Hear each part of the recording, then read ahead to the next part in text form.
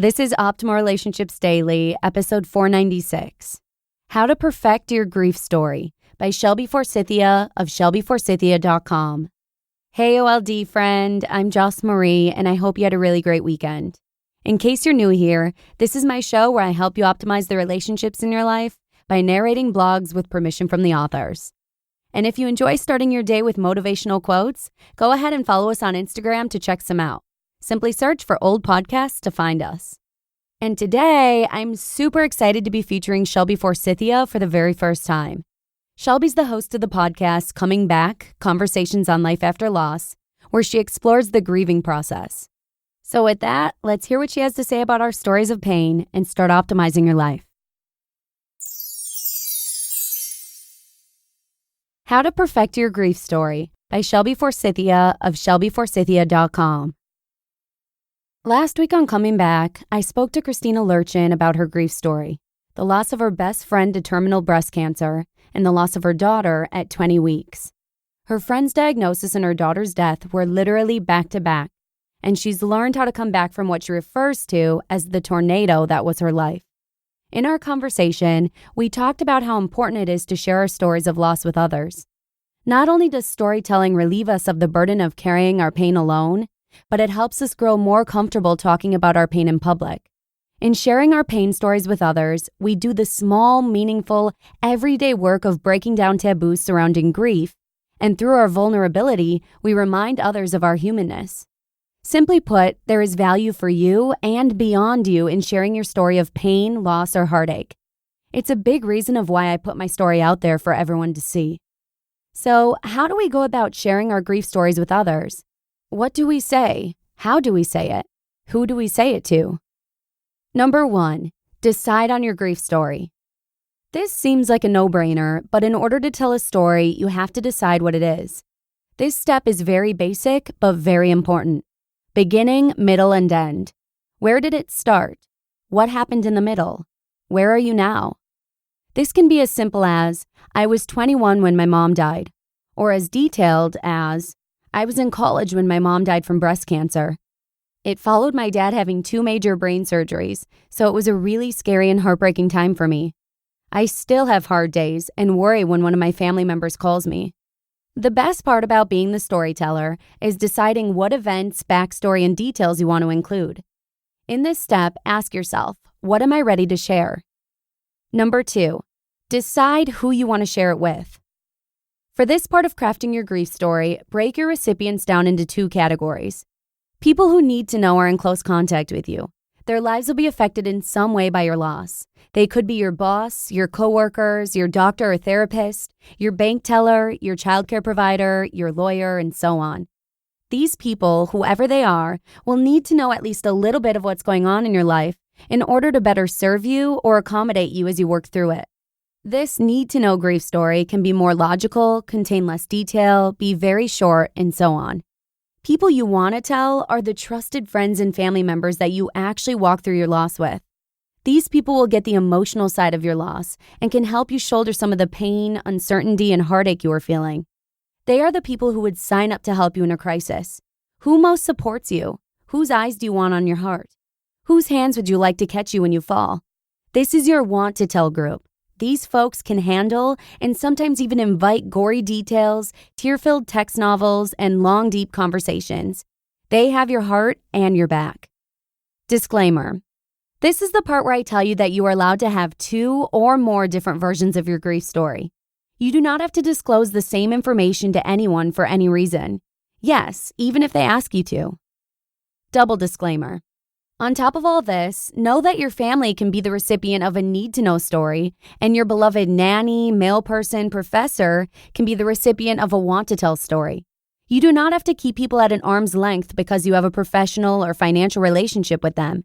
Conversely, you do not have to share nitty-gritty details with Aunt Marge just because she's family. In this step, ask yourself, who needs to know? Who do I want to tell? And number 3. Be prepared to actually hold a conversation. Once you decide on your grief story and who you want to tell, it's time to actually tell it. But wait, this isn't a one-way telephone. This is a conversation with another human being. You're going to talk, they're going to say something, and you're going to have to say something back. This is a wonderful time to have some canned or prepped responses to anticipate what the other person is going to say. If the person says, "Wow, I'm so sorry, that seems so hard," maybe you say, "Thank you for saying that. It was really hard. I've made a lot of adjustments since." If the person says, "Well, everything happens for a reason," maybe you say, "That might be true for you, but I'm still working it out for myself." If the person says, "Well, everything happens for a reason," maybe you say, "That might be true for you, but I'm still working it out for myself." If the person says, "My cousin's wife's mother experienced the same thing, and they learned XYZ from their doctor. Have you tried that?" Maybe you say, "Thanks for your suggestion, but my husband and I are making the decisions we feel are best right now." In this step, ask yourself, what's the worst somebody could say? What will people probably say? What would I expect a loved one to say? And prep short, clear responses for addressing each of these answers. Having these follow-up responses in your back pocket can remove a lot of the anxiety that comes with sharing your lost story with another person. Some people choose to tell loved ones first because they are emotionally safe. Some people choose to tell totally anonymous strangers first, a crisis line or a customer service rep, because if they're nervous, it doesn't matter as much. Some people choose to tell an acquaintance like a family grocery store clerk first, because they're close to home without being too close to home. The choice is up to you. Through all of these steps and in your conversations beyond them, remember, bravery, vulnerability, and resilience come to us with practice, not time. Grief is hard already, so talking about it can be awkward and difficult and uncomfortable. There will be moments you wish you hadn't shared your story. There will be responses you aren't prepared for. And there will be people who don't know how to react appropriately to your pain. But what I will tell you, grief growers, is that the process of sharing your story helps you grow. It gets you to shed a light on your grief and asks you to really get intentional with how your story has influenced you and your life. When you are the storyteller, you get to decide what story gets told. And after a big, crippling, life-ruining loss, that power is an exquisite gift.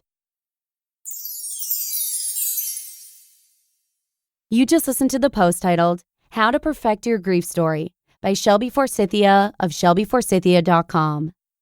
Thanks so much to Shelby for sharing her insight when it comes to the grieving process. Sometimes, actually a lot of the time, it can be so hard to find the right words when it comes to expressing our pain over feelings of loss. But knowing who you'd like to turn to and prepping some responses beforehand are a great way to help you get through it.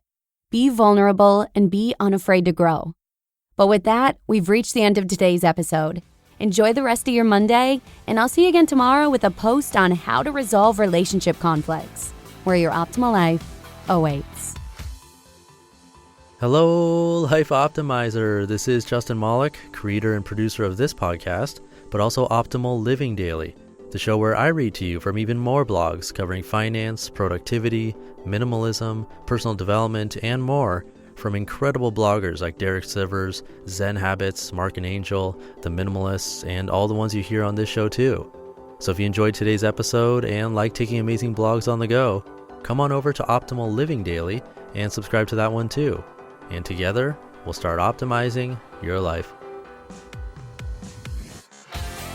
You've been listening to Optimal Living Daily. Be sure to hit the subscribe button to stay up to date on each new episode, and head to oldpodcast.com, that's OLDpodcast.com, for a free gift as well as more actionable tips and resources to help you maximize your potential. Thanks for joining us, and remember, your optimal life awaits.